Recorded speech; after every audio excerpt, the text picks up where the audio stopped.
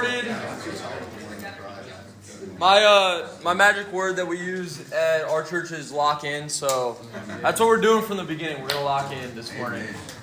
So if you guys don't know who I am, you probably don't. My name is Dillon. I am a youth pastor at a church in Columbus, near Columbus, called Grace Fellowship. Woo!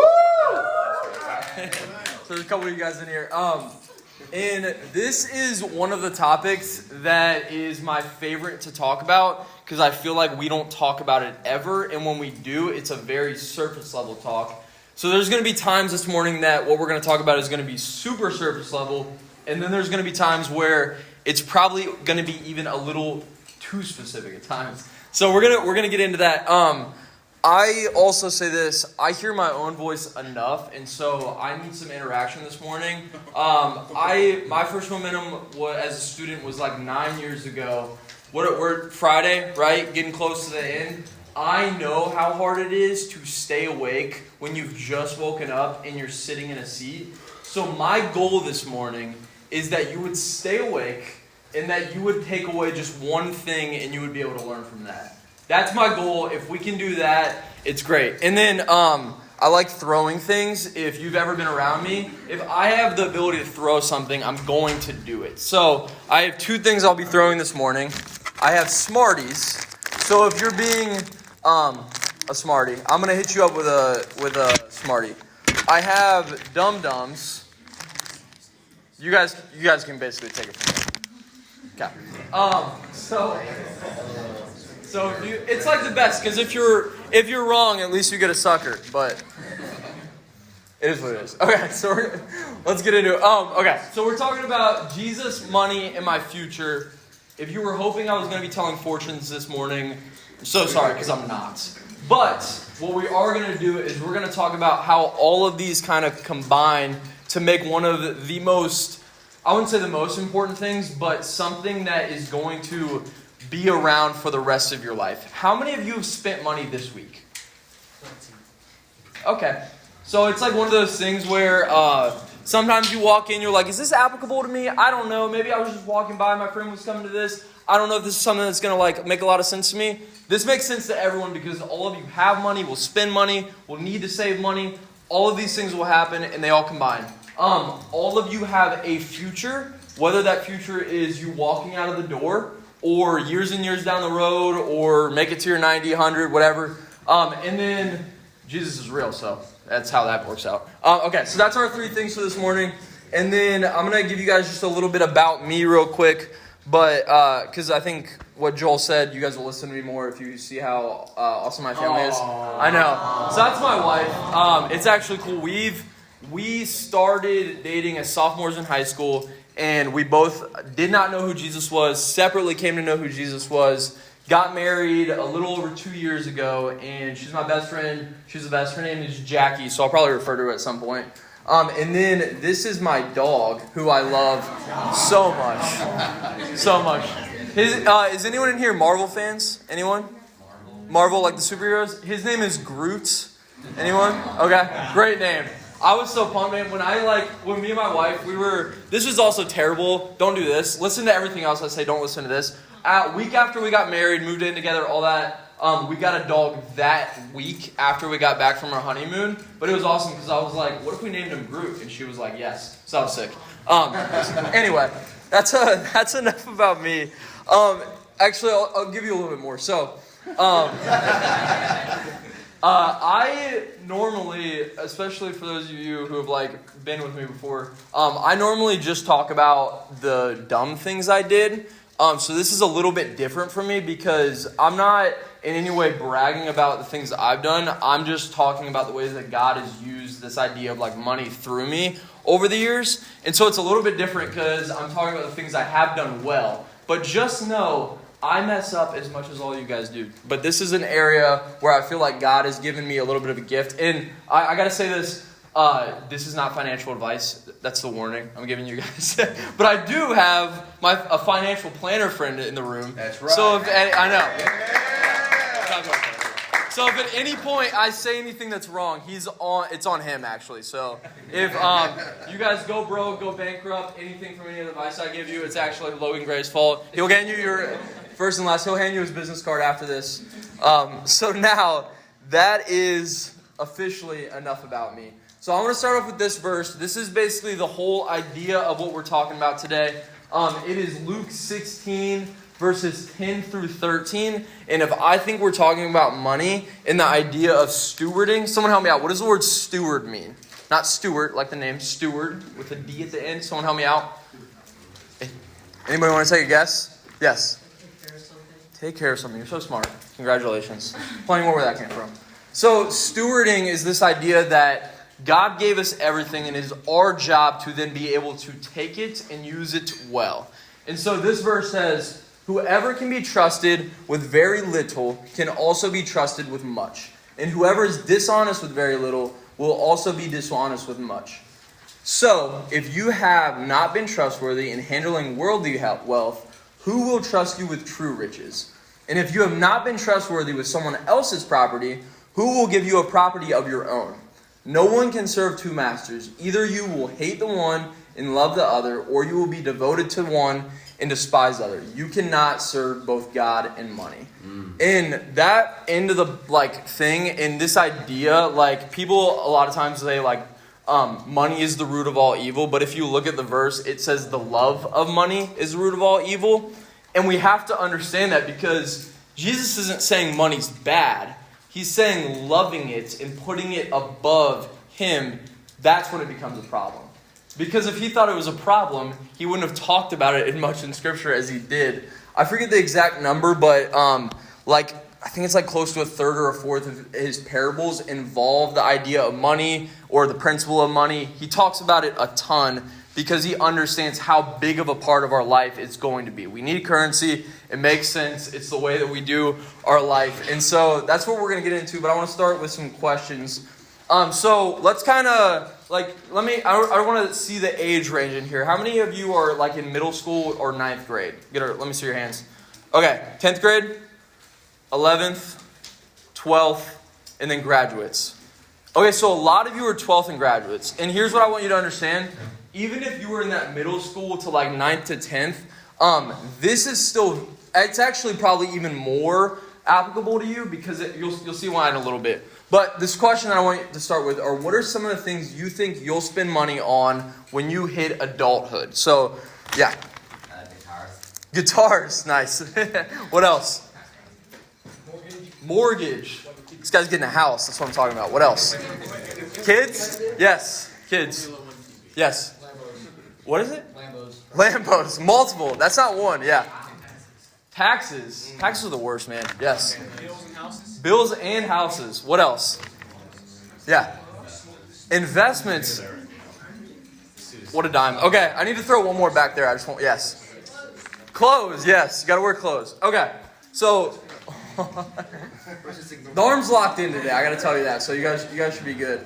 But yeah, these are a ton of the things that we end up we end up spending money on. We have mortgages and taxes and clothes and car insurance. Guys, I just, me and my wife just bought a house, and it is crazy the amount of things that you end up just spending money on in a week that you don't plan for. Things just come up out of nowhere that you're like, I didn't even know we had this thing in our house that now we have to buy something for. Or I just got the thing that pops up. We pay our car insurance every 6 months. That's a little thing. When you pay it all at one time, you get a little bit of a discount. But it's $1,000, and I'm like, there it is. Just everything pops up all at once. And so you are going to be hit with these things like this every single week, and things pop up every day, and things pop up every month. So next question I wanted to ask you guys, we're going to shift a little bit from money to talking about the things that are going on with your future, and then we'll loop back around. So next question, what are some big decisions you have to make in the near or far future? This can be personal to you, or this can be something that you see a lot. Next thing you're going to purchase on Temu, right? No? Okay. What is it? Where I'm going to college. Where you're going to college, yes. What else? Marriage. Yes. Say it again. Where you might want to move, yeah. What else? Let's get some over here. What do we got? Yeah. Both of you go. That's all. Having kids. Having kids, yes. Nathan? Oh, your career. Your career, yeah. Anyone else? I wanna see if I can hit someone back there. Anyone got a thing? I just gotta get the arm warmed up. Anyone back there got any ideas? Near big yes. Getting pets, yes. Yeah, again, don't do that. If I were to don't do that right when you get married. I get one of these for that. So yeah, these are some of the big decisions that you'll have to make very near in your future. Some of you are like, I have to decide like this week or very, very soon. Some of you sitting in like junior high, 9th grade, you're like, I don't know, I'll figure it out one day probably. And this is funny too, because like, even for me, I'll give you a little bit of like backstory. I didn't even get to make the decision of where I was going to college or anything until late into my senior year. And there's a lot of like factors and stuff that went into that. But at the same time, understand that you just can't plan for everything. But what we're going to talk about this morning when it comes to these big money expenses and then things for your future, you can't plan for everything, but there are things that you can do to make it happen in a way that's going to be solid. And so I wanted to give you guys this scale a little bit because I think everyone in here lands somewhere on this. This is my motto right here. It'll work out. This is basically when it comes to like things about your future or like someone's like, I think we might have a problem, or like someone comes up to you and they just don't know what to do. I'm over here like, it'll probably work out. Like, we'll make it happen. And then some of you are like, I need to know every detail ever about anything. Like, if we're going on a vacation, I need to know where we're going, what night we're going, where we're going for dinner, all that stuff. So who's like more over here on it? Okay, you guys are my people. Who would probably find themselves like near the middle-ish? You're like, I'll go with the flow, but I also like the details. And then who are my detail people? Like, I need to know everything ever. Okay. Are you guys all like super organized too and everything? Yeah, I figured. So, whether you are on either side of that, I want to just give this verse to us before we head into the rest of our time this morning. But Psalm 46:10 says this. He says, "Be still and know that I am God." And these two have to go together. You can't just go like, okay, I know that God exists, but it has to be, you have to be still. So have you guys noticed how like Jeff and a lot of the band members, they keep telling you guys, chill out, be still, stay where you're at.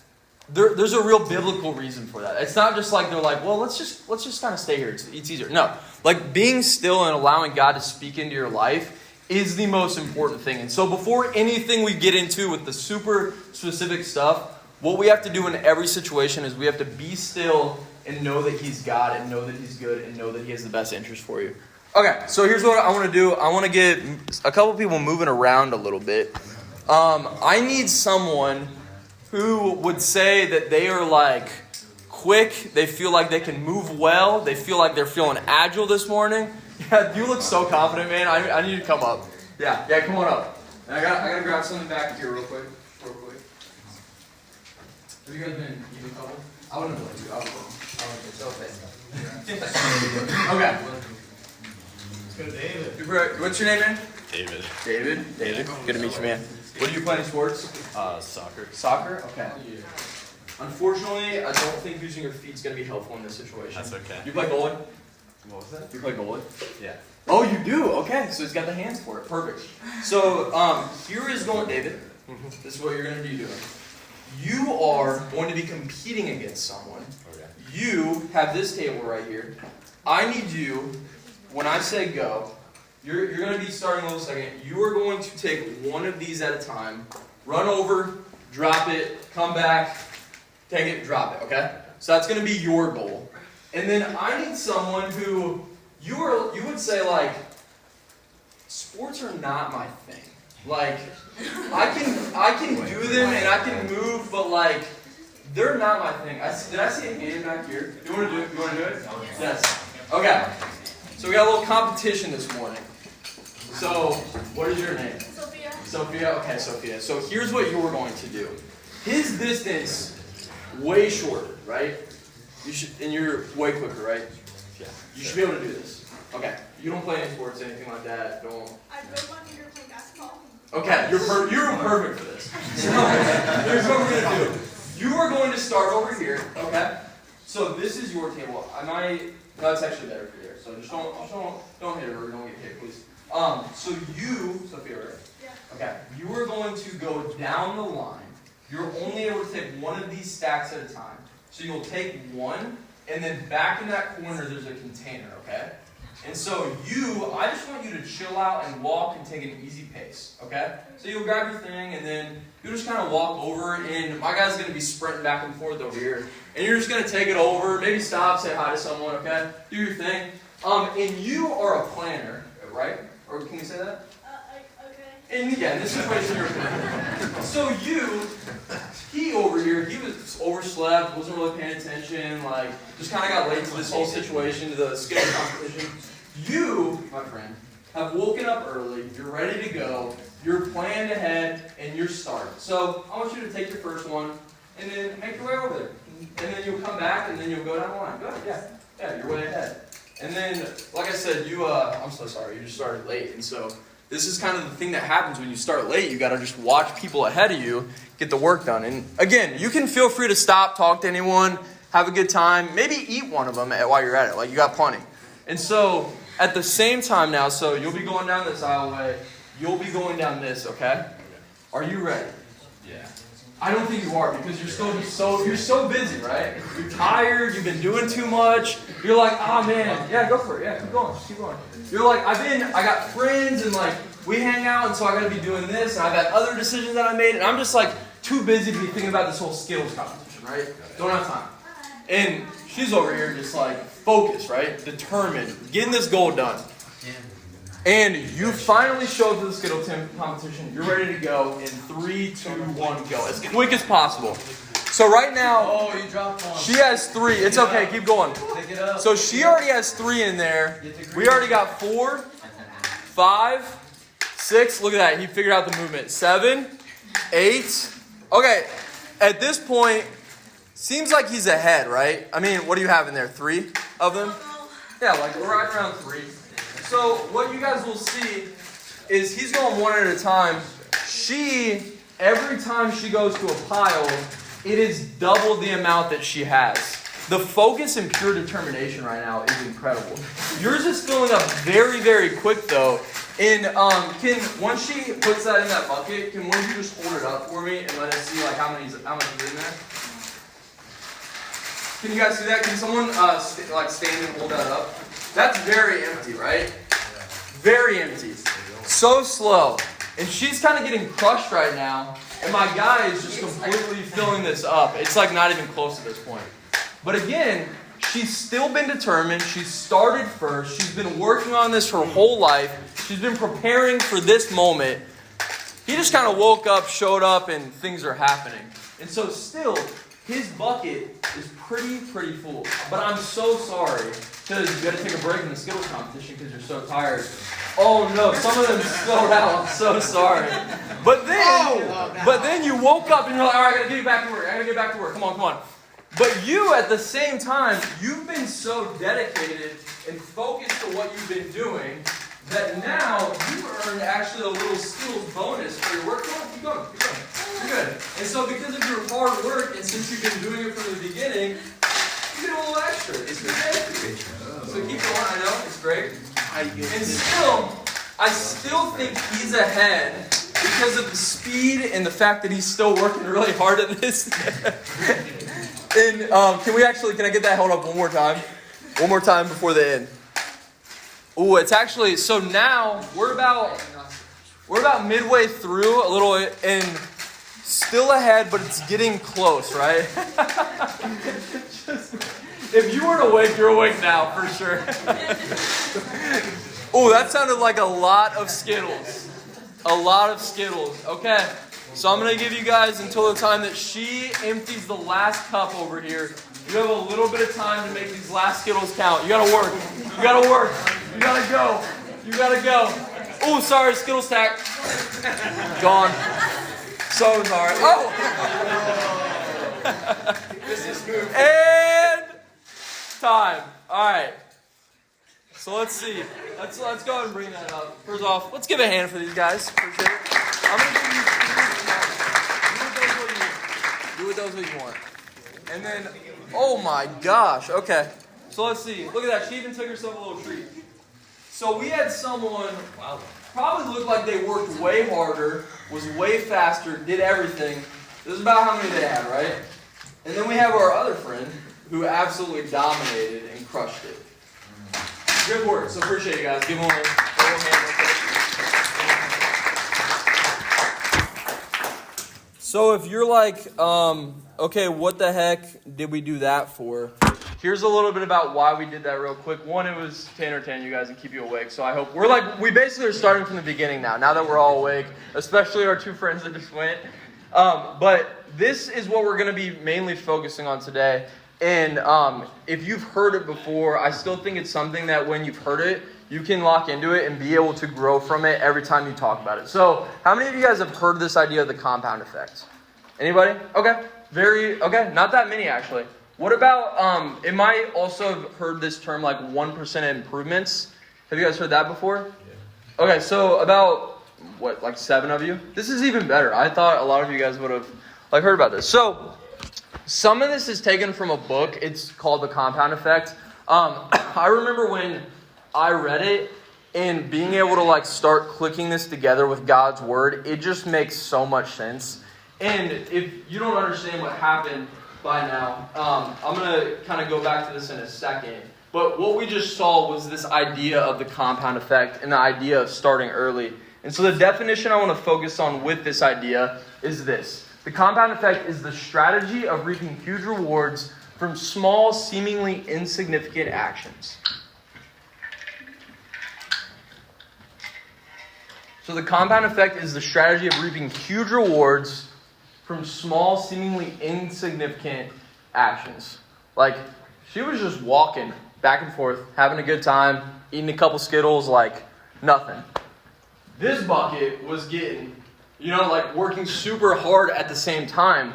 And so what we saw in that idea was small, simple steps, starting early, making the small things, and it seemed really insignificant what she was doing in there.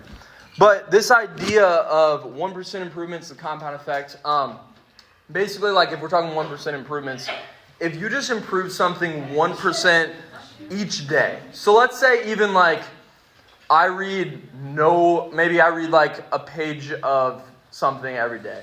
If you read 1% more every single day, not a big deal.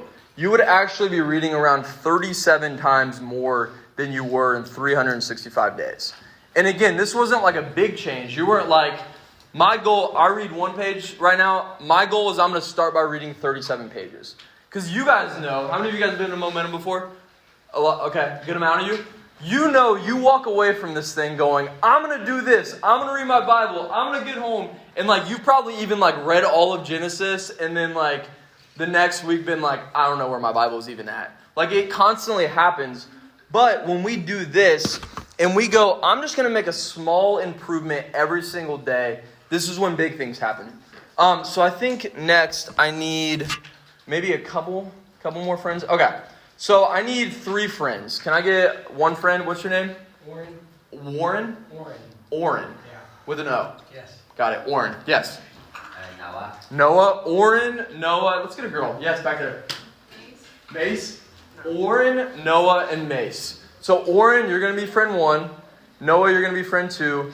Mace, you're going to be friend 3. So Oren, basically, we're talking about his life right now.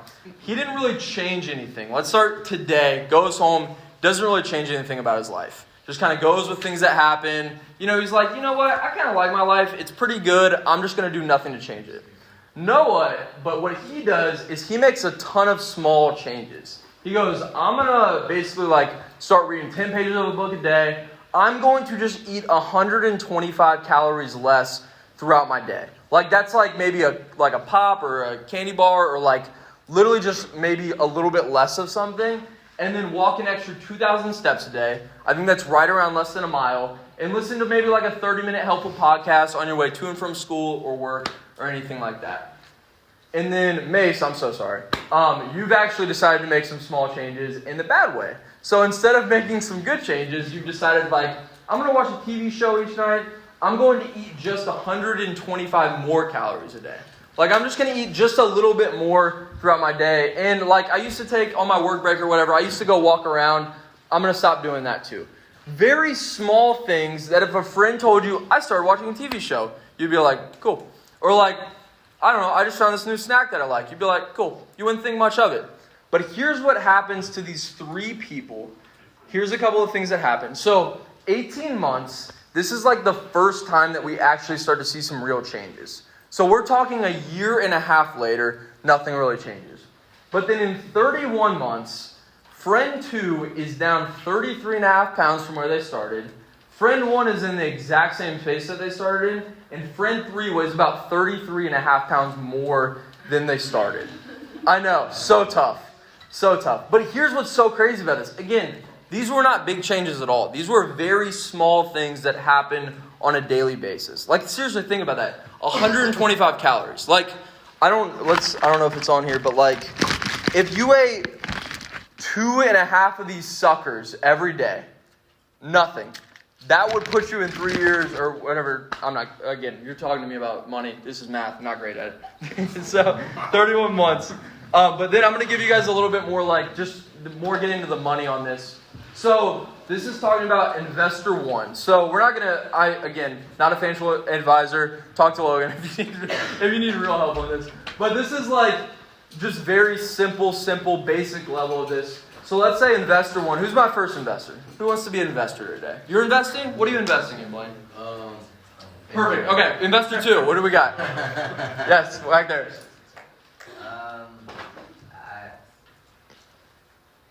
Okay, perfect. That works too. You don't need to actually invest in anything specific.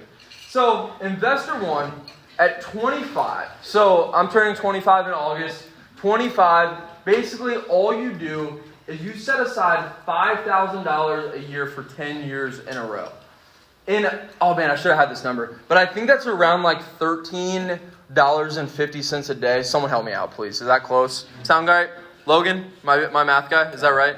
Okay, we'll get it back to it. But let's just say right around like $15 a day maybe. That's like a lunch and an extra drink, or like in a week. It's really not significant. Is that about the same? Close? 13.69. Oh, that's so good. I was pretty close, right? It's pretty good. So that's literally not that much money. And again, right now, $5,000 in a year sounds like a lot to you guys. But when you get a little bit older and you start getting paychecks and higher paychecks and all that, it becomes a really important thing to do. And then this person does it for 10 years, and then they don't invest another dollar at 34. But then investor 2 back here starts investing at 35. So 10 years later, they start investing after this person is done. They also decided to invest $5,000 each year for 30 years in a row until they reach age 65. So I got some quick math on here. We're basically looking that investor 1 invested $50,000 over 10 years. That was their total thing. Investor 2 invested over $150,000 over 30 years. So way more money, but you see that at age 65, investor 1 has, if we're looking at this, it says basically it's assuming that an 8% interest is earned. So we're not going to get into super, like, you don't need to know all about this, but basically the idea is like, there's accounts you can have. I'm going to give you guys one specifically at the end, but there's something called a high yield savings account. And this is just a bank account. You don't actually do anything with your money. How many of you in here have a bank account? Okay. A bunch of you have a bank account. This is literally a bank account. You just put your money in, and then they do it in there. Like, I have a bank account right now. It's not 8%, but they give me 4.45%.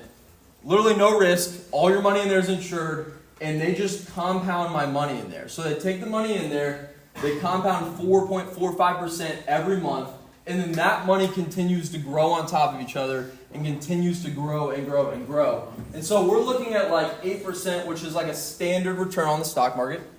Close? Yeah. Okay, perfect. And then balance. And so we see that at 65, that person who only invested for 10 years has over $160,000, close to that, more than the person who's been investing for a very long time.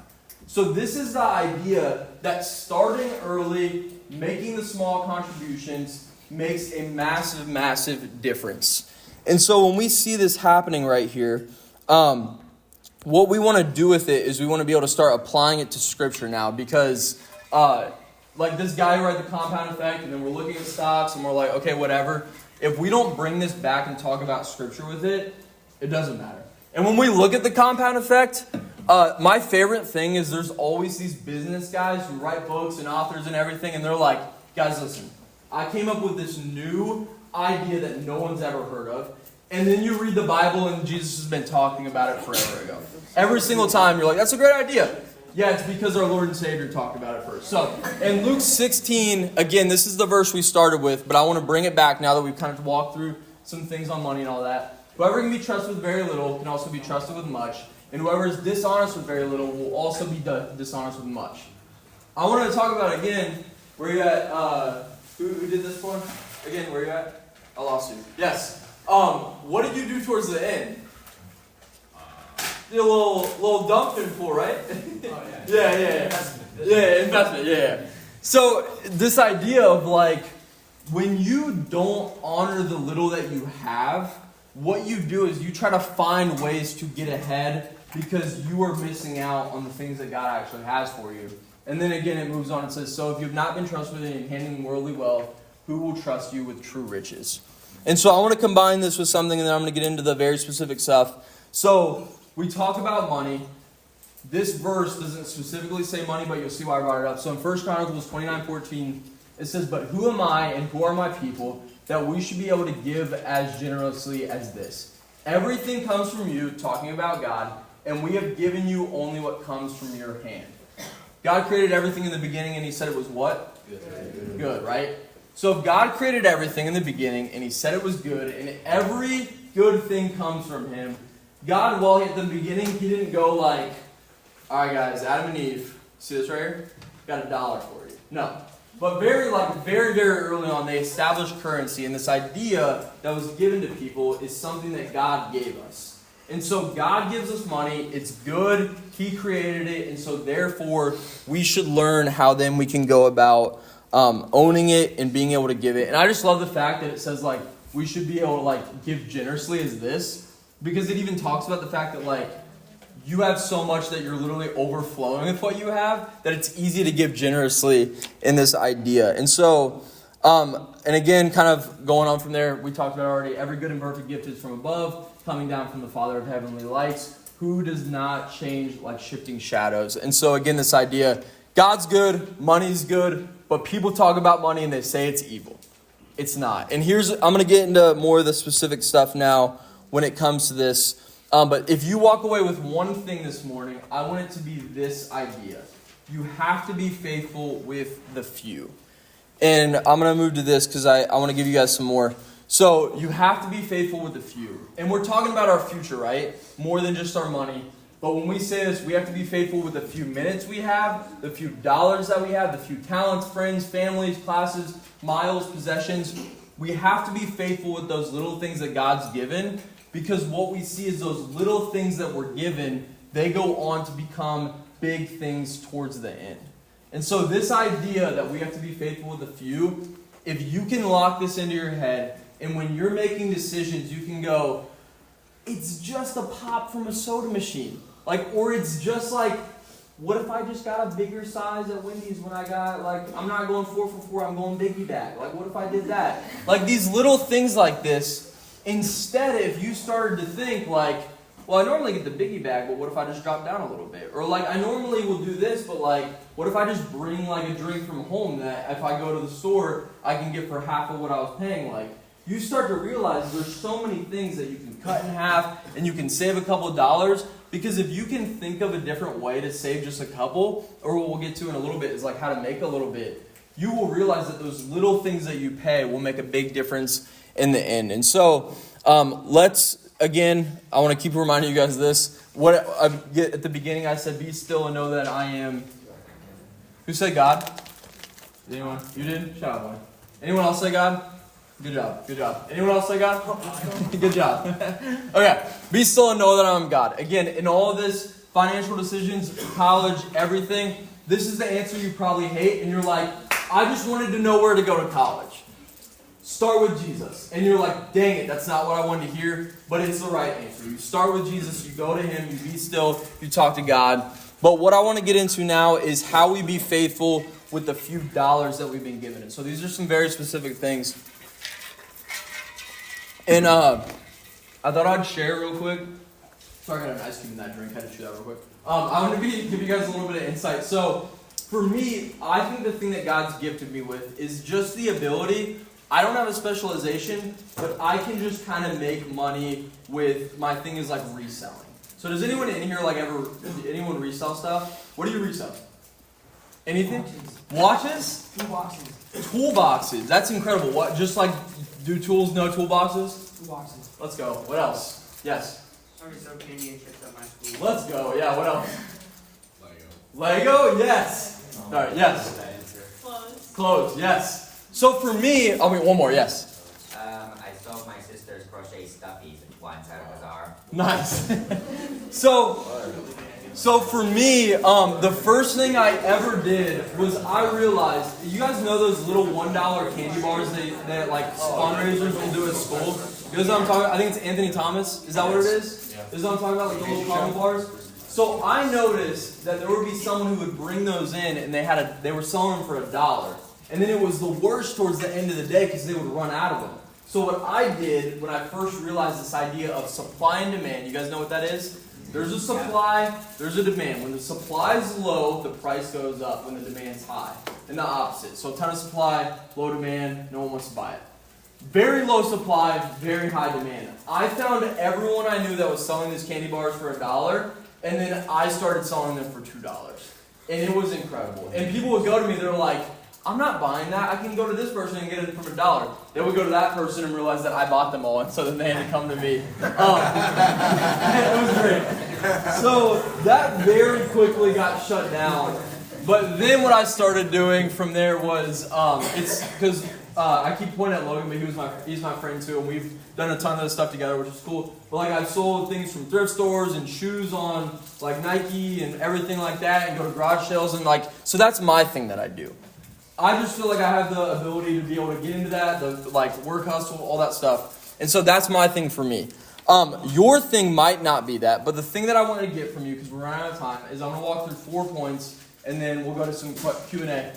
So money. This was like one of the most powerful things that I heard about money starting off is, I forget who said it, I wish I had it, but basically this idea with your money is you have to choose if you want 90% of God's money or 100% of yours. And here's what I mean by that. The standard that they talk about is giving 10%. But what we know is that in the New Testament, when it talks about giving, it basically just tells you to be a generous giver, like a joyful giver that enjoys giving what you do. And so personally for me and my wife, we give 10%, and then whatever else we feel led to give, we do. So we have a friend going on a mission trip, give to them. We know someone's going through something, give to them, kind of along those lines.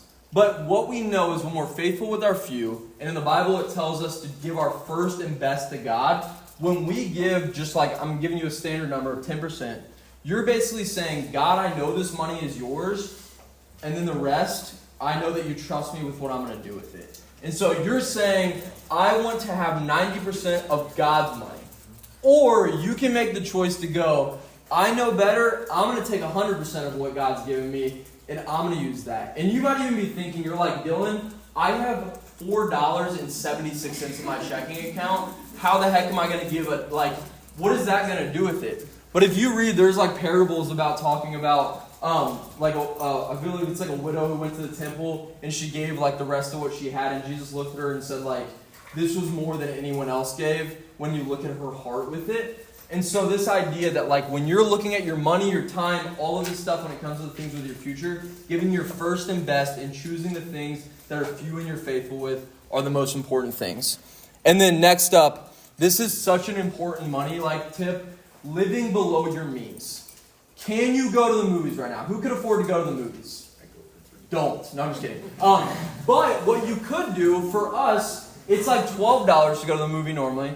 Tuesday, it's $6 movies. Then me and my wife, we're sneaking in our own candy. I'm so sorry. This is a movie theater guy right here. But we're living below our means. Could we afford to go get the nachos and the everything? Yes. Could we afford to go on Wednesday? Yes.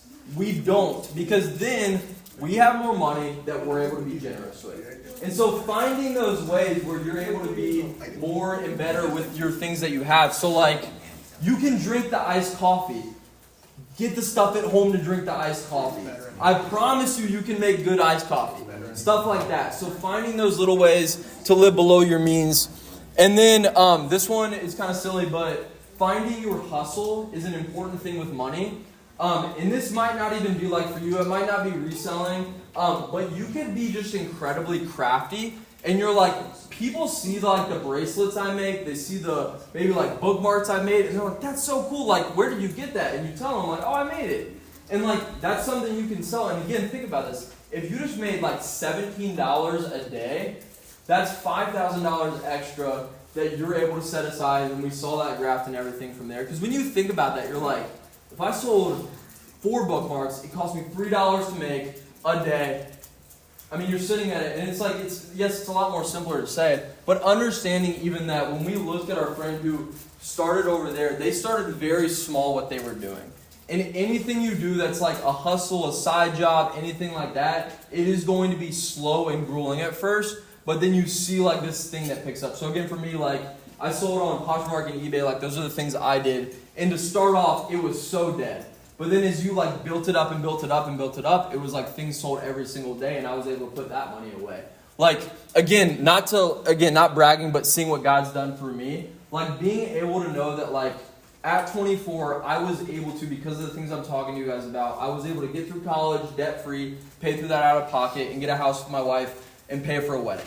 All these things were able to be done, not because of what I did, but because of what God did through me in this. So finding what you can do is a really important thing. And then the last thing is that idea that we talked about with like having some type of account. Because I'm not telling you guys, do not get on something like Robinhood and go like, I'm going to throw like a couple $100 on this thing because I really like it. Like, as he's showing me his stocks right here. But like, I'm serious. This is the only, is it safe to say this is my only financial advice?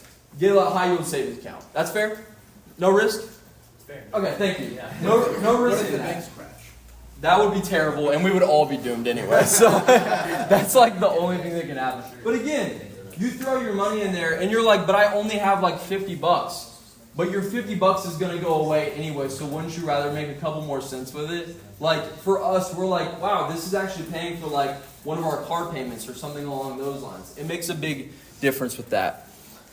And then, again, I just wanted to give you like an example of this. Being able to go, anything that you throw in this like illustration with giving any bit of your time or money or anything like that. Choose if you want 90% of God's time or 100% of yours. You can throw anything in there. If you don't give your first and best of it to God, it becomes yours, and what you understand is we fail all the time. I told you a little bit about my good things, but I did some really dumb things with money too.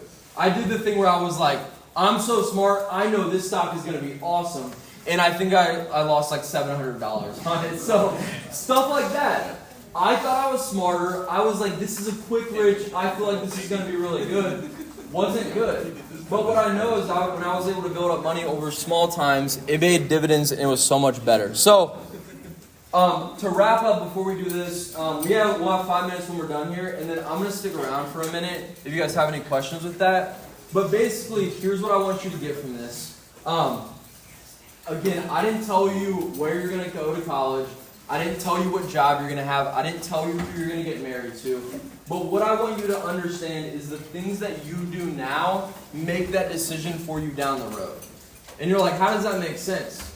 So for example, if you're in 9th grade right now, and you're like, I'm just going to date someone because it's fun.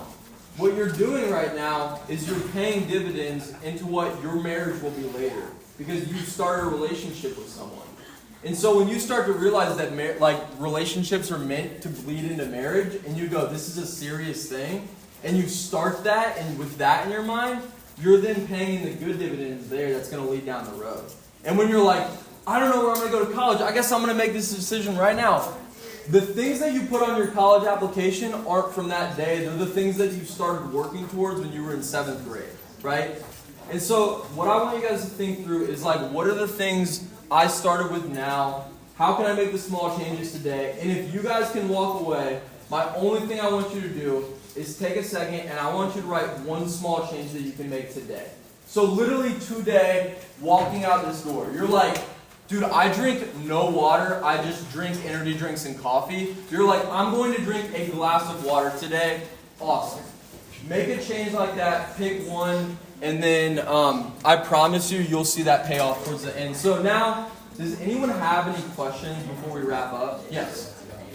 I know you're talking about that one thing with like. Oh, guys, listen up. Listen up. We got a question. Yes. I know you were saying like your financial advice for like that one like interest thing. You have to be like 18 and have that. I know there's different accounts like that you can get under 18, but if there's things like your bank or something that you work with that you can't, your parents can't for you. And they can start that for you and then they can give it to you. Like, I even know there's like an app called Acorns that I used to use, if you guys have heard of that. It just takes like your spare change and invests it for you, and they have kids accounts. And so I remember having that under 18 and it was something that worked for me. So yeah. Yes. So, if you have investments, like me and all my siblings got money invested from our parents, but like it was money that our parents got and they already had given 10% of. Then, so like, with it, like, should we give 10% of that, or and then like when we get returns of, like, should we tithe then, or wait till you take it out? That's a great question. So if you guys didn't hear that, it basically says parents have invested in accounts for them. They already tithe 10% on that money that they gave there. And so he's like, do I then need to tithe 10% with that? So again, that 10% number is, if you actually look at it, it's not even fully like biblical in the Old Testament where they pull that number from. Like if we actually looked at where that number came from, it's not 10%. I forget exactly what it is. But this is almost a way, like I just said for me and my wife, that's a way that we know this money is going to our church every single month. The verse it does say is to be a cheerful giver. So for example, I already tithe, and I'm not saying get a credit card. Your parents might hate that, but I'm telling you, you can be very financially responsible with it. I have a credit card. I have multiple credit cards that I pay off like a debit card. One of them, it gives me 5% cash back on it. I pay my tithe on there, and then I get 5% of that back. Do I give 10% of that?